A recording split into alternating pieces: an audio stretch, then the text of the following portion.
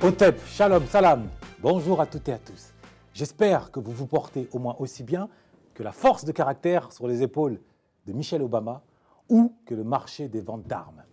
Bienvenue dans les funérailles des tabous, votre émission quasi hebdomadaire qui, comme vous le savez, s'est donnée pour mission de répondre à l'exigence imposée par France Fanon, à savoir participer à la renaissance de la communauté afro par l'excellence. Par l'excellence, autrement dit, très loin de la victimisation, très loin de la passivité. Et pour ce faire, rien de mieux qu'une pensée, une réflexion collective. Alors aujourd'hui, j'ai la chance et l'honneur d'être accompagné par un frère d'armes de pensée, le soldat du mentorat, frère Hervé. Bonsoir à tous, merci de nous avoir rejoints et merci encore pour cette présence. Je suis vraiment content d'être revenu sur la saison 3 et content d'être présent sur cette émission qui sera de haut vol, j'en suis sûr. Alors, de quoi s'agit-il ? Notre maison brûle et nous regardons ailleurs. C'est avec ces quelques mots que Jacques Chirac, en 2002 à Johannesburg, a fait passer la France du statut du pays des droits de l'homme au pays des droits de l'écologie. Il a attiré l'attention, il a réveillé la conscience écologique en mettant l'accent sur ce qu'on appelle aujourd'hui l'urgence climatique. L'humanité serait en danger de mort. Et à sa suite, ses successeurs ont apporté d'autres explications à cette urgence climatique, à cet effet de serre, parmi lesquels, au premier rang dorénavant, se trouve la démographie. D'abord Sarkozy, l'homme aux talonnettes, et aujourd'hui Emmanuel Macron, chacun s'est donné le droit d'aller expliquer, en particulier aux Afros, aux Africains, que la démocratie c'est mal, faire trop d'enfants, ça nous met tous en danger et qu'il serait temps de limiter cette démographie. Mais dans le même temps, paradoxalement, si je puis dire, on entend ce son de cloche qui dit que les Européens ne font pas suffisamment d'enfants. Donc, quelque part, on peut y voir un deux poids deux mesures qui nous pousse à nous poser cette question. Les familles nombreuses, est-ce une bénédiction ou un fléau ? Et pour y répondre, pour mettre les pieds dans le plat, quoi de mieux que deux membres d'une famille nombreuse, avec une particularité, une famille nombreuse monogame et une famille nombreuse polygame. Et oui, dans les funérailles des tabous, on aborde un sujet sous un maximum d'angles. Avec Thérésia, la sœur, bonjour. Bonsoir, merci. Merci pour l'invitation. Donc en effet, je suis issue d'une famille nombreuse, 7 enfants, 6 filles et 1 garçon, le dernier. Donc j'occupe la place numéro 2. Très bien. Au sein de cette famille. Merci. Et le frère Mara. Enchanté, merci, bonjour à vous pour l'accueil.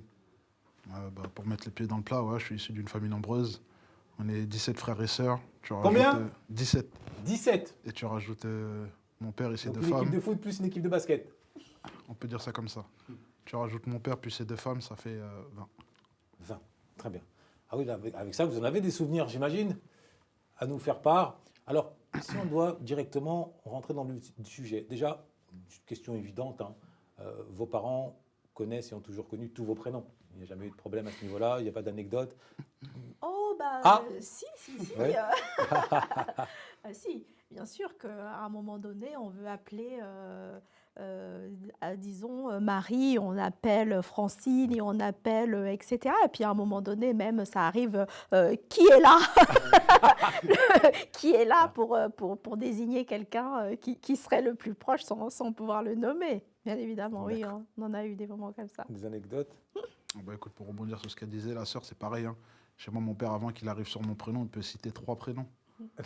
Tu vois, mais c'est pas un oubli, oui. C'est juste le fait d'avoir beaucoup d'enfants. Oui. Il est amené à penser que l'un est l'autre et l'autre est l'autre. Tu vois, donc du coup, il peut dire Mara en pensant que l'autre est l'un, quoi. C'est pas qu'il se trompe, mais c'est juste sans même regarder. Il pense que c'est Mara qui est dans la pièce, alors que c'est Sekou, et il va dire Seydou, l'ami de Mara. Tu vois. Je te donne les prénoms de mes frères. Oh, ouais. Mais mes parents savent très bien qui on est. Okay. C'est juste que... Merci de le préciser. Voilà. C'est important, voilà. Parce que ça peut prêter à confusion. Oui. Et non, nos parents, ils sont très conscients. Ils connaissent les singularités de chaque enfant. Exactement. C'est vrai ? Tu confirmes aussi ? Oui, je pense que oui, il y a pas de. La confusion vient du fait qu'il y a beaucoup de personnes à nommer et puis voilà. Tout, mais sinon, le mais reste, je pense ils arrivent à... Tout. Ok, ils sont très regardants sur la particularité. Donc, quand on est enfant de famille nombreuse, est-ce qu'on se sent quand même, tout enfant le souhaiterait, j'imagine, à part, aimé pleinement par son parent ou ses parents? Alors, pour ma part, en tout cas, je vais pouvoir dire que quand on est, je suis la deuxième d'une famille de 7 enfants, si on se sent singulier, non, mais c'est vrai que en grandissant, les parents ont pu le remarquer et chercher effectivement à créer des moments particuliers. Moi, je me souviens d'effectivement, moi, pour mes 15 ans, je ne sais plus quelle en était la raison, mais en tout cas, mon père avait tenu à me faire passer un anniversaire vraiment en tête à tête. En Et tête ça, à je m'en tête. souviens. D'accord. C'est Il a reproduit la même chose avec... Je ne sais pas s'il l'a reproduit, cette D'accord. expérience, Oui. On n'a pas envie de mais, savoir. mais T'as pas cherché à savoir. mais je m'en souviens parce que ça a été un moment particulier qu'on a passé ensemble. Alors, somme toute, pour l'anecdote, c'était pas franchement très drôle, D'accord. mais Un moment qui a été ébruité, qui est venu aux oreilles des autres? c'est vrai que je ne saurais pas dire Ah. si les autres ont été ébruités, mais c'est vrai que ça a été de façon impromptue. En fait, ce qui s'est passé, pour raconter un petit peu la petite histoire, c'est que on avait une sortie scolaire. Et il m'a dit, voilà, comme ce moment, on devait le passer ensemble. Et c'était en soirée, on devait voir une scène de cinéma. Il est venu avec moi. Alors là, moi, j'étais pas bien parce que du coup, le parent qui assiste à cet âge-là, on a envie de passer un moment un peu avec, voilà, entre ados, voilà. Et puis là, il y a le papa qui est là. Et puis bon. Mais tu avais quel type de relation avec lui? Avec mon père, disons que j'ai été un peu une fille à papa malgré tout. Ceci explique peut-être cela. Mais j'étais très capricieuse. Hein. Ok. Je voulais Tu l'étais effectivement ou... avoir. Ou je le suis toujours Ah. un peu, mais j'aime avoir ces moments-là. Et D'accord. je pense que papa s'en était rendu compte et il savait que là, surtout voilà, à 15-16 ans, Donc tu étais on sa petite traverse- princesse. on traverse quelque chose de particulier. Donc c'était un moment que, en tout cas, je ne sais plus pourquoi, mais moi j'attendais d'avoir mes 15 ans D'accord. et il a tenu à marquer le coup. Et donc, il y a un bon et un mauvais souvenir, mais c'est vrai que je m'en souviens parce que ça a été un moment particulier, puisque D'accord. j'ai eu mon père pour moi. Un Je frère ne me Marat. souviens même plus de la question. La question, c'est... Si on se souvient d'une anecdote particulière de vie. Ok. Bah, pour te dire très simplement, aussi bizarre que cela puisse paraître, je n'ai connu que la famille nombreuse. C'est-à-dire, mon père, il a X frères qui ont tous 2 femmes. Ok. Mes oncles ont X frères qui ont tous 2 femmes. Donc nous, on a grandi avec au minimum 10 frères et sœurs, 10 cousins et cousines. Tu vois, quand je vais chez mes cousins à Montreuil, ils sont peut-être 23. Quand je vais chez mes cousins dans le 19e, ils sont peut-être 24. Tout ça, c'est beaucoup d'amour. Il n'y a que de l'amour. Que de l'amour. Il n'y a que de l'amour. Il n'y a pas de... Que de l'amour. Que de l'amour. Retenez votre souffle. On va répondre à cette question, mais avant tout, laissons quand même la parole à nos annonceurs. Chaque jour, plus de 25 000 personnes meurent de la faim dans le monde. Sécheresse, crise humanitaire. Le temps de ce message, près de 18 personnes décéderont sans que personne ne leur soit venu en aide. Il est donc urgent d'agir. Nous sommes liés par un destin commun. Laisser l'autre dans le besoin, c'est éteindre la flamme de son humanité. Faire un don devient alors une nécessité. Donner pour recevoir. Recevoir la vie. Recevoir la joie d'un enfant. Ressentir le bonheur d'une famille. La fierté de contribuer au développement du monde. Des hommes et des femmes de confiance ont décidé d'être le trait d'union entre vous qui donnez et ces familles dans le besoin. Un repas pour 1 euro. Cet euro, c'est le vôtre. Un geste suffit pour changer le destin d'une personne que la faim condamne. Alors ne perdez pas une seconde. Faites un don pour l'opération 1 euro, un repas. Justement, je vais rebondir là-dessus. Par rapport à ça, il y a une étude de l'UNAF qui a été faite en avril 2019 qui montrait que justement la majorité des familles nombreuses étaient heureuses, elles ressentaient du bonheur. Donc justement, c'est la question que je voulais vous poser. Et puis on a un peu embrayé là-dessus. Généralement, je veux dire, grosso modo, et pendant tout votre vécu de famille nombreuse, ce qui ressort de là, malgré évidemment, il y a forcément toujours des petits moments de tension, de friction, mais est-ce que vous pouvez confirmer ici clairement que c'est principalement du bonheur qui en sort? Pour rejoindre ce que tu dis, nous, quand on naît et quand on grandit, nos parents ils nous apprennent une chose. En soninké, je vais te le dire, ça s'appelle sumpu. Sumpu de rati. Le rati, c'est le lait. Donc, tu prends le sein de ta mère, que ce soit la première ou la deuxième, peu importe. On doit tous manger ensemble, on doit tous sortir ensemble, on doit tous dormir ensemble, on doit tout faire ensemble. Réunion de famille ensemble, acheter ensemble. Est-ce que vous faites tous vos devoirs ensemble? Bah, Scolaire. Si tu veux, tu as les grands frères qui vont aider les plus jeunes, les grandes sœurs. Donc il y a un qui vont aider les plus processus quand jeunes. même. Il y a un Chacun processus qui se s'occupe suit. de l'autre. Les aînés s'occupent Et des plus petits. en gros, c'est 1 plus 1, ça fait beaucoup. C'est-à-dire, moi, ma grande sœur, dans ses difficultés, elle a réussi à m'aider. Mes frères, dans ses difficultés, ils ont réussi à m'aider. Mais à un moment donné, tu te retrouves tout seul dans tes problèmes C'est-à-dire, scolaires, si j'ai envie de dire ça comme ça. c'est-à-dire, C'est-à-dire, si j'ai des difficultés que mon frère n'arrive pas à pallier, parce que lui-même, il a ses difficultés, D'accord. donc du coup, il y a un moment donné, ça bloque. C'est là où tu vas en soutien. C'est D'accord. là où tu es à l'extérieur. Ok. Mais sinon, pour revenir sur sinon la tu es question, entouré. l'amour est primordial. La solidarité est primordiale. Il y a, comme on peut le voir dans tous les grands films ou dans toutes les grandes séries, tu as ce principe de base qui est l'union fait la force. Et chez nous, c'est comme ça. L'union, elle fait la force. Il n'y a que de l'amour. Et pour D'accord. l'amour, on peut tout faire. C'est vrai C'est-à-dire, qu'il y a- tout est électrique. L'union fait la force, c'est vrai, mais dans le même temps, on sait aussi que symboliquement, le premier meurtre aurait eu lieu au sein d'une même famille, Abel et Caïn. Donc, c'est pour ça que la question amour, jalousie, tension, c'est une question qui peut se poser. Est-ce que Je pense toi, qu'effectivement, on traverse toutes les émotions au sein d'une famille, hein, de l'amour à la haine. Enfin, ça grandit parce qu'on peut aussi vraiment s'effriter. Alors, nous, on Voilà. était une équipe de filles, donc si on demande aux enfants d'Hallyday, Johnny Hallyday, au niveau de l'héritage, par Aujourd'hui, exemple, souvent, ça voilà. se déchire violemment. C'est ça. Ça peut être aussi. C'est-à-dire que je pense qu'il y a un moment où, quand on est petit, c'est un peu la colonie voilà.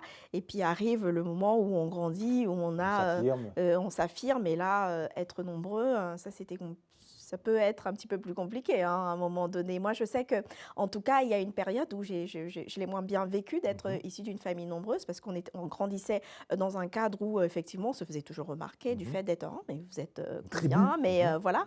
Et je me disais, mais le regard extérieur nous disait, ça pose question, le nombre de. En parlant du combien de- regard extérieur, Voilà. Mara, je m'adresse en particulier à toi, frère.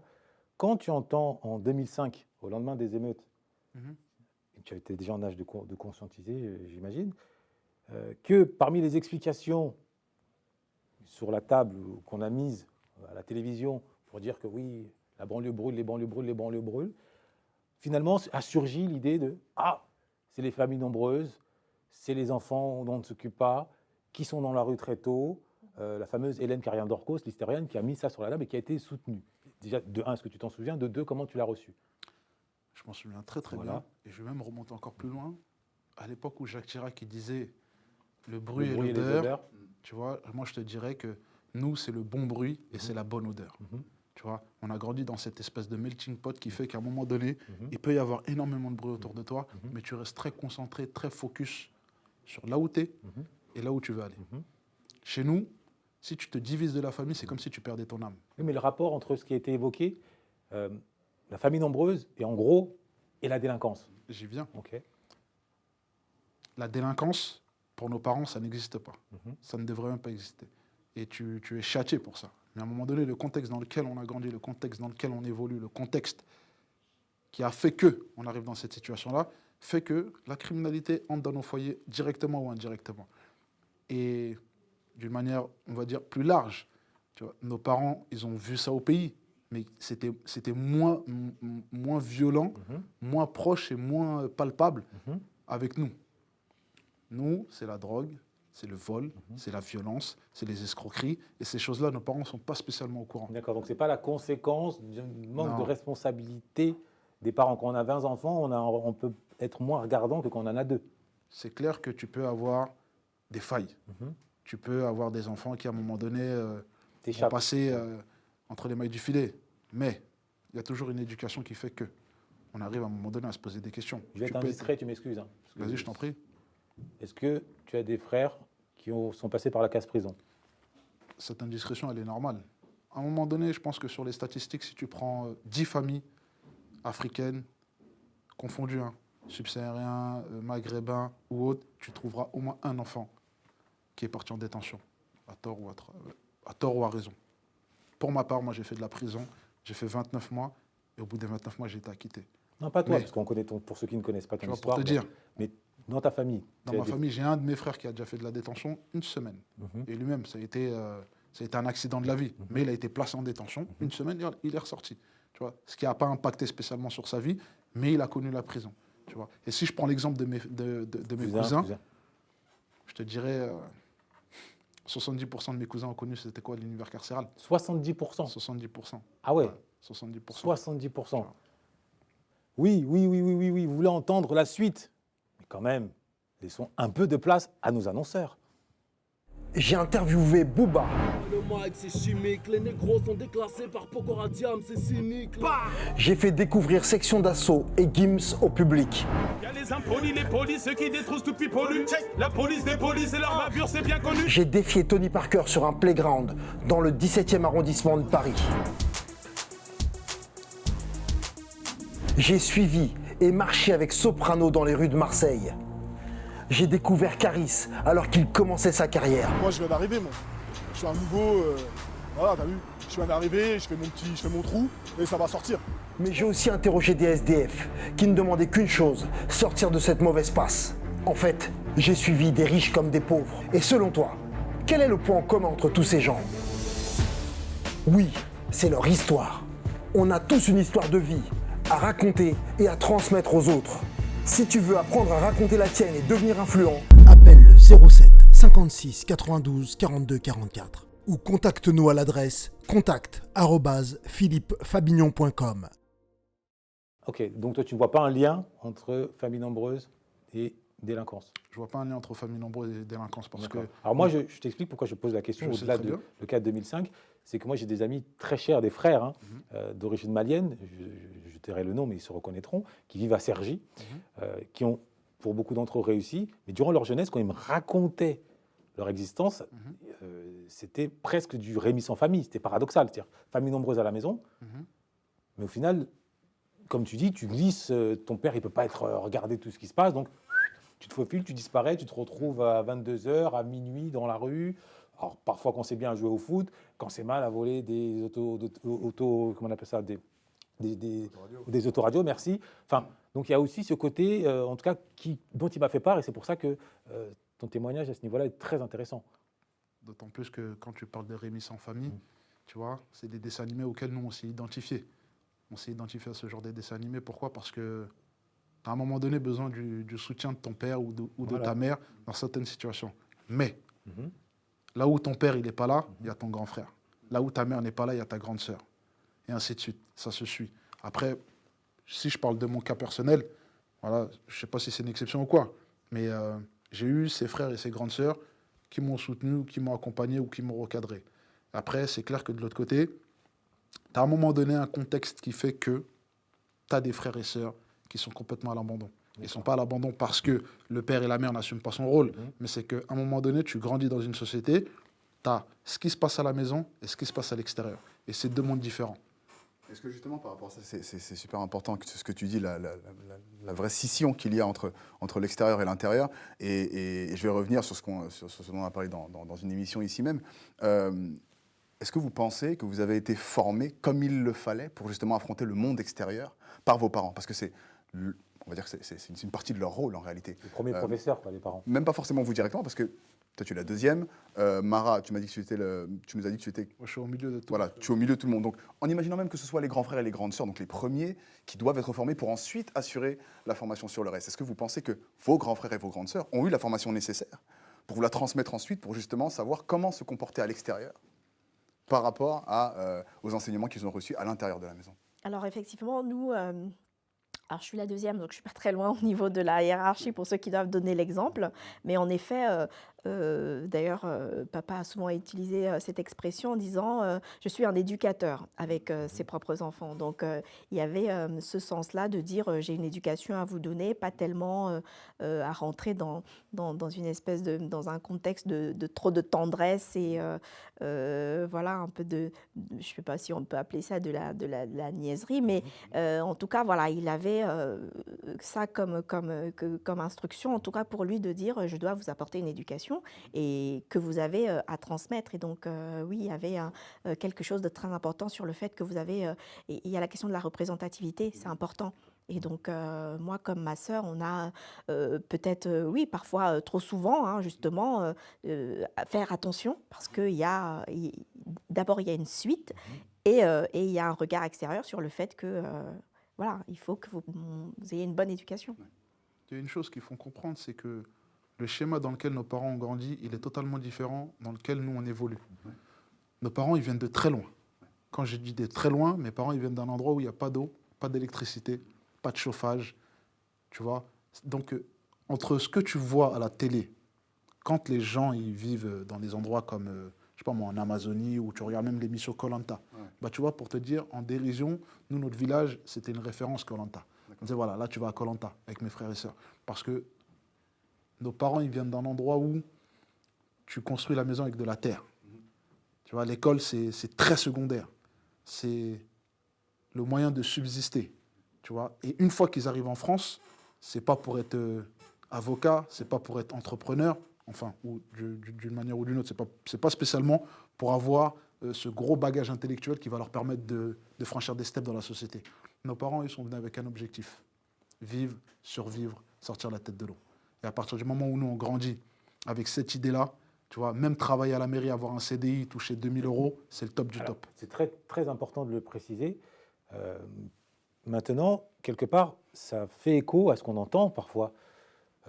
Quand tu sais que tu es dans une économie de survie et que tu n'as qu'une baguette, et qu'une baguette peut nourrir quelques personnes, à un moment donné, tu peux te limiter dans le nombre d'enfants. Parce que souvent, il y a ce reproche-là. Oui, mais pourquoi ils font autant d'enfants? Si c'est la misère, pourquoi autant d'enfants? Alors, est-ce que c'est pour la CAF? Parce que finalement, la France, par exemple, qu'est-ce à billet? Ou alors pour des raisons religieuses ou autres? Nos parents, ils ne connaissent pas la CAF. Ils ont appris à connaître la CAF au fur et à mesure qu'ils ont évolué en France. Pourquoi ils font autant d'enfants? C'est synonyme de richesse chez nous. Avoir une famille nombreuse, c'est avoir la vie autour de soi. À partir du moment où tu as la vie autour de soi, tu construis des choses. Peut-être que tu peux avoir 18 enfants, tu en as 17 qui vont faire tout et n'importe quoi. Le 18e, il va faire en sorte que toute la famille soit respectable à tous les niveaux. Donc c'est de la loterie? C'est pas de la loterie. Je te donne un exemple. La manière dont tu le dis, ça te semble de la loterie. Je t'ai donné un exemple. Oui. Je t'ai donné un exemple parmi tant d'autres. Dans notre religion à nous, Allah il dit, plus on est, mieux on rit. Je te le dis plus simple. Hein. Faites des enfants. Faites des enfants, pourquoi? Parce qu'avoir des enfants, c'est la vie. La société aujourd'hui nous montre, ou du moins, pendant un moment donné, nous a montré qu'avoir une famille nombreuse, c'était pas ce qu'il fallait avoir. Et aujourd'hui, quand tu regardes les nouvelles émissions, famille XXL, etc., avoir une famille nombreuse, c'est hype. Avoir une famille nombreuse, c'est style. Avoir une famille nombreuse, c'est beau. Et dans ces émissions, tu as vu des familles afro? Bah, j'en vois très peu. Je vois beaucoup de blancs. Quelques afros, quelques maghrébins. Comment, si tu as vu cette émission, comment vous le vivez? Comment vous le vivez de ne pas avoir de famille afro, alors que dans l'imaginaire collectif, aujourd'hui en France, la famille nombreuse, principalement, on pense d'abord aux familles afro. Comment vous recevez ce message? C'est vrai que pour moi, je me suis aussi posé la question, mais je pense que là, on arrive à la représentativité, c'est-à-dire qu'on est dans un contexte européen au niveau de ce qu'on nous propose à la télé, et qu'encore une fois, les familles nombreuses n'en font pas exception, c'est qu'on n'est pas les références. Oui. Donc voilà, pour nous, c'est perçu... Une affaire de référence. Voilà. Okay. Le schéma du locoderme, c'est son schéma. L'Occident, il a son schéma. Locoderme, ça faisait longtemps que j'ai... Locoderme, ouais. L'Afrique a son schéma. Et nous, on est entre ces deux-là. Donc, quand à la télé, on voit une non-représentativité de nous autres, ça ne nous choque pas, parce qu'on a vu ça. Mais on sait que la réalité, elle est tout autre. D'accord. Moi, je connais très peu de blancs familles nombreuses. Retenez votre souffle. On va répondre à cette question, mais avant tout, laissons quand même la parole à nos annonceurs. Imagine être la personne que les autres suivent, être celle ou celui que les autres écoutent. Imagine que chacune de tes apparitions, en présentiel ou en digital, sur scène ou sur les réseaux sociaux, soit une source d'inspiration pour des milliers de personnes. Quel serait ton impact sur le monde? Quel type de relation développerais-tu avec tes amis, tes fans, tes followers ou même tes abonnés? Quel serait ton niveau financier? Tes résultats ne sont pas à la hauteur de ton talent? Alors, j'ai quelque chose qui pourrait t'aider.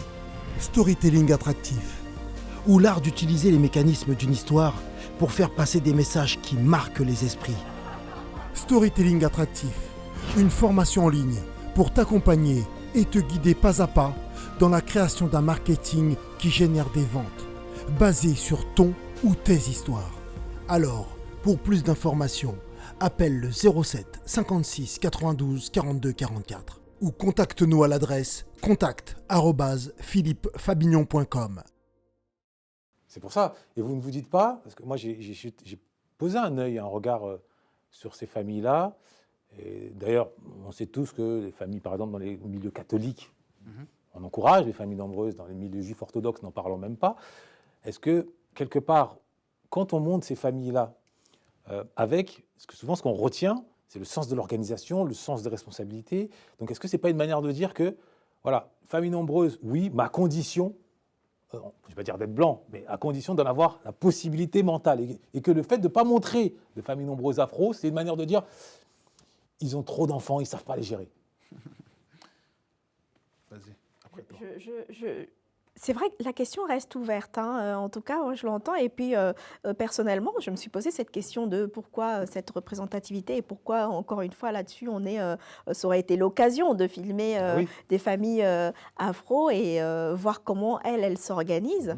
Mais je pense que la question est tout autre. En revanche, ce qui est certain, c'est que nous sommes aussi bien organisés parce que ça fait partie de notre ADN de vivre en famille et de vivre en groupe et d'être nombreux. Quand ce n'est pas la famille, voilà, je dirais le père et la mère et les enfants, on a toujours cette fratrie de manière élargie où on a les cousins, etc. Donc, la question organisationnelle, je pense que si on s'arrête à pourquoi on n'est pas filmé, je pense que c'est pour les mêmes raisons qu'on ne voit pas tellement de présentateurs noirs, etc. Enfin, pour ma part, je pense que c'est quand on en propose une, il faut qu'elle soit mixte, ou alors, effectivement, on a eu une fois une proposition avec un couple d'avocats, je pense qui était...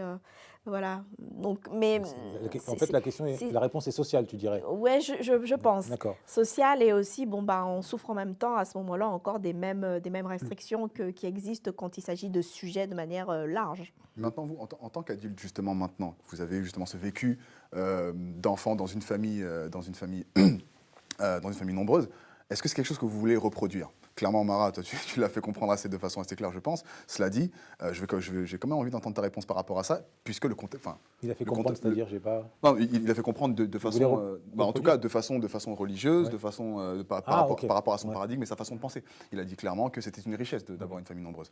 Donc, maintenant... Partage aujourd'hui. Voilà, c'est ça. C'est prolonger cette richesse. C'est pour ça que je dis que je veux entendre sa réponse quand même, parce que peut-être que justement, par rapport à ça, la façon dont il pense est différente de ce qu'on lui a inculqué par rapport à la famille nombreuse. Mais la question se pose à vous deux. As-tu locodermisé tes esprits? La question se pose à vous deux par rapport au contexte actuel qui est différent de celui dans lequel nos parents nous ont élevés. Est-ce que justement le fait d'avoir une famille nombreuse est quelque chose qui vous attrait? Quel est le plus beau métier au monde? Depuis, je suis en âge de comprendre les choses, j'entends ceci, j'entends cela. Le plus beau métier, c'est d'être papa ou d'être maman. Voilà, nous, nos parents, c'est ça. Tu vois, à un moment donné... Est-ce que tu distingues, pardon, juste pour que tu prolonges, est-ce que papa c'est un mot, maman c'est un mot?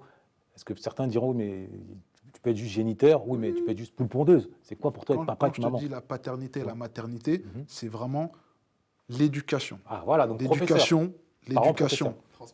Voilà. Spirituelle, sociale, culturelle. Ah, d'ailleurs, à parlant de ça, vos parents se rendaient aux réunions parents-professeurs? Oui. Complètement. Et c'est pas pour autant que... Non, mais parce que souvent, ça aussi... Oui, bien sûr. Des fois, il y a un constate manque, que bien c'est sûr, un désert bien sûr. total. Ok.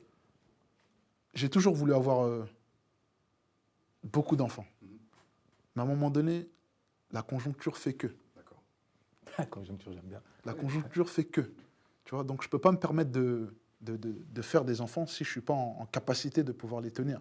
Mon père, il avait cette capacité de faire beaucoup d'enfants et de tous nous assumer avec un seul salaire. Je ne sais pas comment il a fait. Mais c'est là où tu rentres dans quelque chose de transcendant. C'est là où tu rentres dans quelque chose que nous-mêmes, on ne maîtrise pas. C'est là où nous, on dit il y a la baraka dans tout ce que tu fais. C'est-à-dire là où tu vas commencer quelque chose avec l'intime conviction que c'est fait pour le bon. Et il n'y a rien de mauvais dans ce que tu vas faire, que c'est fait pour avancer, pour faire changer la société, pour faire avancer les gens qui sont autour de toi, ça va le faire. Tu vas rajouter du lait dans ce qu'il y a. Non, vas-y. Je dirais que, enfin, en tout cas pour ma part, pour répondre, je devais reprendre la question. La question d'avoir une grande famille ou pas, oui, la grande famille, je veux dire, somme toute, oui, c'est une belle aventure. Mais c'est vrai que, Et voilà, toi, tu te projettes là-dedans? pour te rejoindre justement sur le fait que, voilà, on conscientise la chose, peut-être ce qui n'était pas le cas de nos parents en disant, voilà, les enfants, être nombreux, c'est la richesse, etc. Hormis tout ça, hein, on est tout à fait d'accord, mais aujourd'hui, on est clairement obligé de penser voilà, logistique et finance. Donc, ce qui fait que aujourd'hui, je pense qu'il est difficile peut-être, tu m'arrêteras, en tout cas, de se projeter dans une famille à 23 personnes, parce que voilà, ça coûte. Et aujourd'hui, on est une génération qui peut-être faisons plus attention à ça que nos parents. Donc, quelque part, vous donnez raison à Macron. Quand il demande aux Africains de faire moins d'enfants. C'est pas pour donner raison, mais ce qui est certain, c'est que on a pu en tirer des leçons et de se dire, voilà, on doit aujourd'hui se voir que, eh bien, on a passé de bons moments, c'est certain. Alors ceux qui en auront aujourd'hui, on va, comme ce qu'il disait, on est obligé de se poser nous la question. Nous, on se pose la question. En tout cas, disons que la question de Macron nous pose la question. Voilà, de dire, est-ce qu'on va avoir les moyens, parce qu'aujourd'hui, on a d'autres exigences qu'on n'avait pas avant, parce que les enfants, aujourd'hui, ils ont besoin de beaucoup d'autres choses utiles et futiles, et ce qui fait qu'on va se demander, voilà, s'il faut faire plaisir à tout le monde, par exemple, lors de grands moments de fêtes familiales, eh bien, est-ce qu'on va pouvoir faire plaisir à tout le monde, tandis que, dans le temps, on se contentait de peu et on était heureux avec peu. En parlant de bonheur, est-ce que l'un comme l'autre, vos mères ont été heureuses ou sont heureuses en tant que mère d'une famille nombreuse? Alors, je pense que cette question-là n'est pas forcément liée au nombre d'enfants. Ça, après, c'est une question plus liée. Nous vivons à une époque qui prône à juste titre l'égalité homme-femme et par conséquent qui incite, en tout cas qui fait comprendre aux femmes qu'elles peuvent avoir pour premier enfant et pour premier mari leur carrière. Faire des études, s'émanciper à travers une activité professionnelle, comme peuvent le faire, comme l'ont toujours fait d'ailleurs, majoritairement les hommes. Donc or, de manière biologique, tu es enceinte, tes mouvements, t'es limité, tu accouches, il faut allaiter, bon, à moins que tu aies un compte en banque Rothschild et tu sois entouré. Mais globalement, pour une femme, avoir un enfant en bas âge, sur le terrain de sa carrière, c'est un handicap, ça ampute son élan. Donc quand tu multiplies, quelque part, tu sacrifies, quand tu es une mère, tu sacrifies ta vie. Donc après, tu peux te concentrer dans ta vie de mère, mais vous, de ce que vous avez perçu, est-ce que vos mères ont été heureuses en tant que mère? Ou alors, est-ce que parfois, vous avez pu percevoir en elles, en regardant la télévision, en regardant une chef d'État ou une femme boss lady, est-ce que vous avez cru ou entendu dire, enfin, vous avez perçu quand même une forme, pas de regret, ce serait violent de dire ça, mais presque? Alors, en effet, moi je pense que oui, maman, elle a eu à nous le dire, hein, qu'elle aurait eu une autre carrière, certainement, si elle n'avait pas eu tous ses enfants, mais je pense qu'elle a quand même réussi à se réaliser en tant que femme au travers de cette vie familiale, parce que une fois qu'on avait grandi, on a pu aussi l'épauler, et elle n'a pas été en reste sur son accomplissement personnel. Mais c'est vrai que ce qui est certain, c'est que voilà, on est dans des contextes où soit on est en Afrique, on part de l'Afrique, on arrive en Europe, et des époques différentes, avec un bagage qu'on a, soit qui soit conséquent ou pas quand on arrive sur le terrain, en tout cas européen. Et c'est vrai que voilà, il a certainement fallu faire certains sacrifices, mais je pense qu'aujourd'hui, en tout cas, elle ne regrette pas. Si elle regrette, c'est pas de l'ordre du fait de regretter d'être mère et de partager cette vie de famille, en tout cas avec tous ses enfants. Parce que c'est vrai que moi, personnellement, c'est vrai que quand on dit 7 ou 6, c'est un chiffre, mais en fait, ce sont des personnes derrière ces chiffres. Et quand on se regarde, quand on voit ses frères et sœurs, on ne dit pas 1, 2, 3, 4, 5, 6, 7, quoi. Enfin, voilà, on a des personnes autour de nous. Nos parents ne s'inscrivent pas sur tout ce que non, ta mère. Ta maman. Nos parents, j'ai 2 mères. Pour ça, j'ai dit nos parents. D'accord.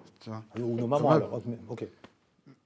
Ne s'inscrivent pas du tout dans le schéma qui nous est proposé.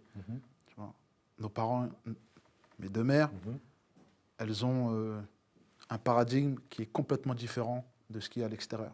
C'est-à-dire, nous, on part du principe que tu nais, tu grandis, tu te maries, tu fais tes enfants, tu fondes une famille et tu fais en sorte que cette famille-là ait des bases.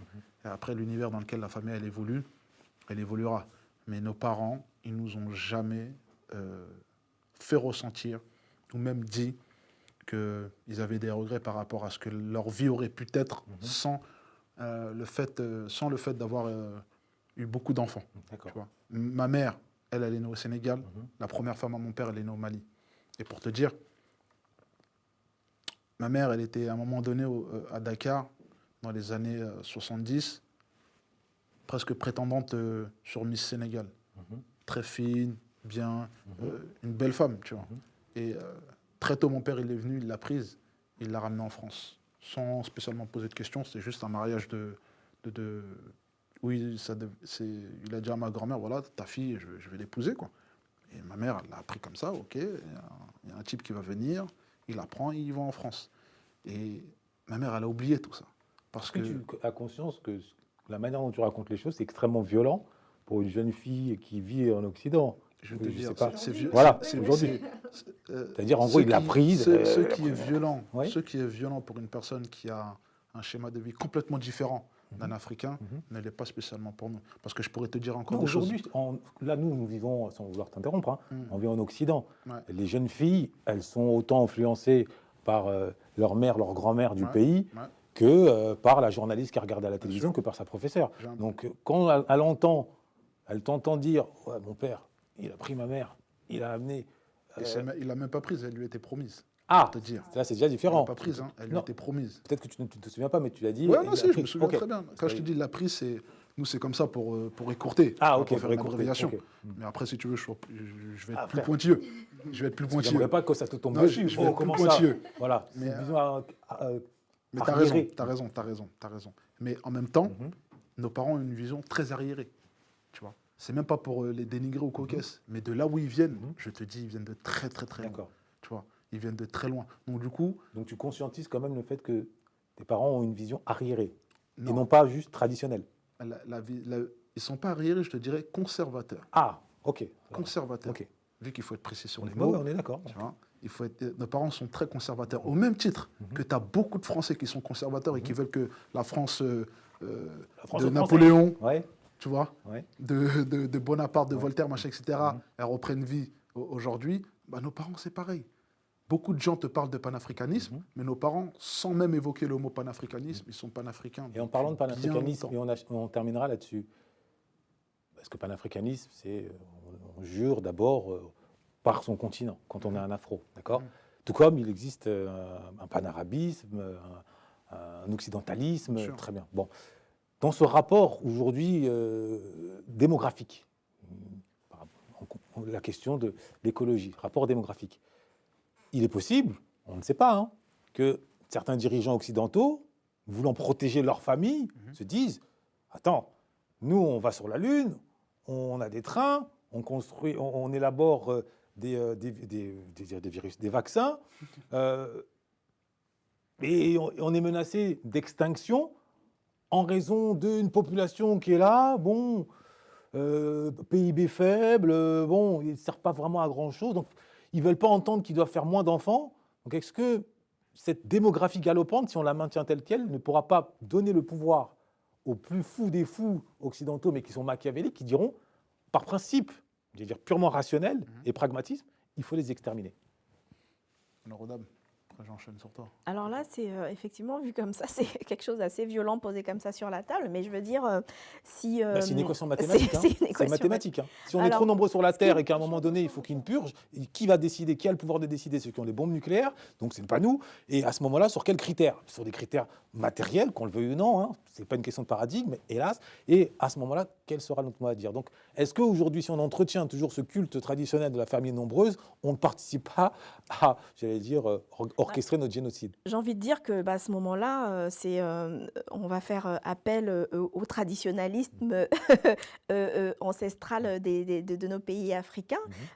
Chacun va prendre ses responsabilités. En effet, il va falloir se questionner et se charger de cette problématique, parce qu'en effet, ce qui est certain, c'est que on pourra pas mourir, on pourra pas continuer de penser que si on s'entretient dans cette tradition, d'autres puissent nous trouver comme un poids à leur évolution. Donc, c'est certainement aussi à nous de montrer que nous prenons nos responsabilités et assumer effectivement le choix de nos traditions. Je pense que... 2 choses. Et ce sera les mots de la fin. Ce sera les mots de la fin. La violence des uns n'est pas la violence des autres. C'est-à-dire, moi, si je vois une âme devant moi, je ne tremble pas. Je ne tremble pas. Je vois quelqu'un qui se fait tirer dessus, je ne sautirai pas. Pourquoi? Parce que dans mon univers, les armes, les fusillades, c'est quelque chose que j'ai vu. C'est un contexte violent dans lequel j'ai grandi. Je vois une bagarre. Je ne sais pas si on parle vraiment de la même chose. Non, j'arrive, je veux te dire. Je vois une bagarre, je ne serai pas surpris. Sur la deuxième chose, nos parents, ils sont écolos bien avant l'heure. Tout à l'heure, je te disais, ils construisent des maisons avec de la terre. Tu vois. Et c'est le coderme. Mon frère, je ne suis pas sûr, honnêtement, que tu m'aies bien compris. Là, je te parle d'un enjeu mondial. Je te parle aussi de la bombe atomique. Oui. Pas juste fusillade dans un hall en T-Max. Je te dis. Non, parce Demain, que tu parlais de violence. Non, là, je parlais vraiment à l'échelle internationale, à l'échelle mondiale, l'avenir. L'équation est sur la table, elle est laquelle? Tu vas me comprendre. Effet de serre. La planète est en danger, la maison brûle, très bien. Les machines, on ne peut pas mettre pression sur la Chine, parce que de toute façon, eux aussi, ils ont leur armée, ils ont leur biscotto. On ne peut pas mettre pression sur les pays arabes aussi, c'est compliqué, ils ont un peu la bombe. Bon, il reste qui comme cible, comme fusible? Il reste l'Afrique. Bon, et en prime, on peut rallier les autres contre eux, étant donné qu'ils ne veulent pas entendre que la question démographique participe de l'urgence climatique. Qu'est-ce qu'on fait? Comme ils l'ont fait à Berlin en 1984, ils ne nous demanderont pas notre avis, ils ne diront pas de venir frapper à ta porte. Bon, Mara, selon ton paradigme, qu'est-ce que tu en penses? Et ils diront, bon, de toute évidence, de toute façon, ces nègres, ils ne peuvent pas comprendre. On a beau leur expliquer, on a envoyé Macron, on a envoyé Sarkozy, ils ne veulent toujours pas comprendre. Ils bombent le torse version panafricanisme, au lieu d'être rationnels. Bon, bah, il serait peut-être temps de s'en débarrasser. C'est aussi, il faut penser à cela. Ça se passe déjà. Ça se passe déjà. Et donc, quand si tu ça regardes les vaccins, si ça se passe déjà. Quand tu regardes tous les vaccins qui sont distribués dans toute l'Afrique, quand tu regardes toutes les différentes maladies qui se propagent dans toute l'Afrique, c'est déjà pour moi un génocide qui ne dit pas son nom. Exactement. D'accord, donc on est déjà l'objet du génocide. Que tu le veuilles donc ou la non, question démographique, finalement, elle est secondaire. Elle est très secondaire. Le processus est déjà en marche. Elle est très secondaire. C'est pas le fait d'être nombreux sur Terre qui fait que. Okay. Non, c'est les idées mal pensées, les idées tordues. Et donc les dés sont pliés, quoi. C'est plié. C'est plié. Je dirais pas que c'est plié, mais à un moment donné, de la même façon que la Terre va partir, c'est de cette même façon que notre âme va s'envoler. Ok, bon, ça c'est une vision. Est-ce que tu la partages? C'est plié, il n'y a rien à faire, faisons des enfants et mourrons en dansant. Non, bien sûr que non, okay. Je peux absolument pas partager ça. Ouais. Mais en tout cas, moi, je rebondirais en appliquant, en redisant ce que je disais, c'est-à-dire qu'il faut prendre ses responsabilités et effectivement s'organiser de manière que nos choix, on puisse les assumer. Et donc, voilà, si on veut défendre nos idées sur nos traditions, sur notre façon de vivre, il faut qu'on puisse assumer en prenant en fait les éléments qui nous permettent de continuer de faire perdurer cette façon de vivre en fait. Je termine rapidement, je rebondis là-dessus. Est-ce que justement ces éléments-là... juste tu conclus. Oui, voilà. Voilà. Ces éléments-là ne seraient pas justement l'éducation, c'est-à-dire vraiment prendre à bras-le-corps, c'est-à-dire que tous ces enfants que nous faisons, et leur faire comprendre pour le coup ce qui se passe réellement à l'extérieur. Parce qu'il y a des personnes pour lesquelles, malheureusement en Afrique, ce génocide dont tu parles, ils n'en ont absolument pas conscience. Donc c'est peut-être aussi ça, la responsabilité des parents, de familles nombreuses et de familles tout court. Vous croyez tous en génocide qui est déjà en marche ou... En fait, vous croyez ou pas? Je ne sais pas si on peut parler de génocide lié Moi, pour le coup aux familles, mais excusez-moi, c'était juste une petite parenthèse, juste pour savoir si vous y croyez ou pas, parce que c'est un mot fort, on nous écoute, on va nous regarder, donc est-ce que vous déjà vous croyez au fait qu'il existerait un processus de génocide déjà en marche? Pas juste dans les cartons en termes de projets pragmatiques, bien sûr. Mais ça veut dire... Moi, je pense réellement que les Africains, en tout cas de ce que je peux voir, il y a une réelle volonté déjà de défaire des liens avec des partenariats historiques qu'ils ont eus. Avec l'Europe, donc ils essayent de chercher d'autres partenaires parce qu'ils se sont rendus compte qu'ils étaient en train un peu de perdre. Même un peu, quand je dis un peu, je suis gentil. C'était beaucoup plus que ça. Donc il y avait une volonté de les laisser à un niveau, vraiment de souffrance. Donc la trilatérale, les Bilderberg, ils dorment avec le cigare, ils se disent il faut qu'on extermine les Africains. C'est pas ça, c'est une question d'intérêt. C'est une question d'intérêt. Ok. C'est-à-dire que c'est une question d'intérêt, il y a des États, il y a des intérêts. Ok. À mon sens, c'est les multinationales qui font mal au monde plutôt que l'être humain qui fait mal au monde. Et qui rêvent d'exterminer Je dis pas l'Afrique qu'ils pour rêvent. leur bien. Je dis En pas qu'ils gros. rêvent, mais toi et, Surtout moi, que c'est où déjà en nous- marche. toi et moi, de la même façon dont on est assis, on débat, Ouais. bah, de l'autre côté, quelque part dans le monde, il y a des gens qui sont assis avec des idées machiavéliques Ok. pour le reste du monde. Moi, c'est comme ça que je vois la chose. Très bien. Et si vous avez un mot à adresser à une... Parce qu'il faut quand même la responsabilité première, aujourd'hui plus que jamais, Mhm. ça reste aux jeunes filles. C'est elles qui portent la vie. Mhm. D'ailleurs, on a bien vu un peu le regard un peu différent entre vous deux, adressé aux jeunes filles dans la perspective de devenir maman ou d'enfanter à multiples reprises. Quel serait le message? Je dirais, Jeune peut- fille afro, hein, soyons on peut précis dire quand ou même. faire tout ce qu'on veut. Ouais. L'essence même de la chose, c'est l'éducation. Mhm. À partir de là, je pense que tout est Donc, carré. que vous ayez un enfant ou 10, peu importe, l'important c'est Tant que l'éducation. l'éducation, elle est là, c'est bon. Ok. C'est ça, je pense qu'effectivement, il y a la question de l'éducation et de cet accompagnement. Il faut aider les personnes à mieux comprendre les enjeux d'une famille où on est nombreux et où effectivement il peut y avoir, comme on l'a entendu, parfois certains laissés pour compte dans un cadre où on est trop nombreux. Et la question, c'est pas le nombre aussi, hein, parfois. C'est effectivement l'attention qu'on peut Donc, quel apporter. message tu adresserais à cette jeune Alors fille? le message, moi je dis que acceptez, hein, laissez-vous instruire sur la question des naissances et de la famille. C'est-à-dire on est effectivement une jeune femme, on est porteuse de la vie, la matrice. Et oui, il faut se prendre en main sur faut plus laisser que ce soit les traditions, que ce soit les parents qui décident pour soi-même. Il est important de se saisir de cette question. D'accord, ne soyez plus les objets des traditions, mais Voilà. les sujets. En ce qui me concerne, c'est vraiment de se connaître soi. Se connaître soi et les traditions, c'est important. Mais évidemment, être formé au fait d'être mère est important aussi. Je pense que, alors, là-dessus, j'ai absolument aucun chiffre, mais je pense ne pas me tromper en me disant qu'une majorité de femmes ont envie Non, si tu veux un message à une jeune fille, Oui, bien sûr, mais même la jeune fille. C'est-à-dire qu'est-ce que tu lui dis? Lorsqu'elle reproduit les faits et gestes de sa mère, c'est parce qu'elle se voit aussi peut-être plus tard mère. Moi, c'est quelque chose que j'avance comme ça. Je parle en présence d'une femme qui est sous mon contrôle, dont je suis sous le contrôle, pardon. Et je lui dirais simplement, voilà, si réellement être mère d'une famille nombreuse, c'est ce qu'elle veut, qu'elle s'instruise par rapport à ça. C'est juste prendre la formation nécessaire pour pouvoir accomplir ce qu'on veut faire. C'est tout. Que ce soit dans la carrière ou bien dans la famille. Ça n'a absolument aucune importance. Mais prendre les armes qu'il faut pour pouvoir mener la bataille dont on a envie. Très bien. C'est ça. Que dire de plus, hein, à part un petit détail? Moi, si j'ai un message à adresser aux jeunes sœurs, éduquez-vous, cultivez-vous. Ayez conscience que la vie, c'est une affaire de choix. Vous voulez faire beaucoup d'enfants, vous savez que vous pouvez exposer tout un continent à l'extermination. Vous en faites moins d'enfants, une autre solution est possible. C'est radical, mais c'est la réalité, elle est tranchée, elle est crue, ça s'appelle la géopolitique. Voilà, les funérailles et les tabous touchent à leur fin pour aujourd'hui. Hein. Comme vous avez vu, on n'a pas vu tous les angles, il y aurait encore à en dire et à en dire et à en dire. Bien évidemment, on ouvre la réflexion. C'est à ce prix-là que se fait notre renaissance par l'excellence, tant il est vrai que pour agir efficacement, il faut penser. Il faut penser en homme d'action, mais surtout en homme rationnel. Et en collectivité, c'est de la discussion que naît la lumière. Les funérailles des tabous se veut comprendre que quand on va seul, on va vite, mais c'est ensemble qu'on va loin. Et on ne le dira jamais assez, c'est ensemble et autour d'une table qu'on va loin et surtout que l'on va haut. En gardant à l'esprit que condamner la pomme pourrie, c'est bien, c'est simple, c'est facile, ça donne bonne conscience. Mais comprendre les racines du pommier, c'est mieux, c'est plus constructif, c'est plus utile. Je vous dis à très bientôt.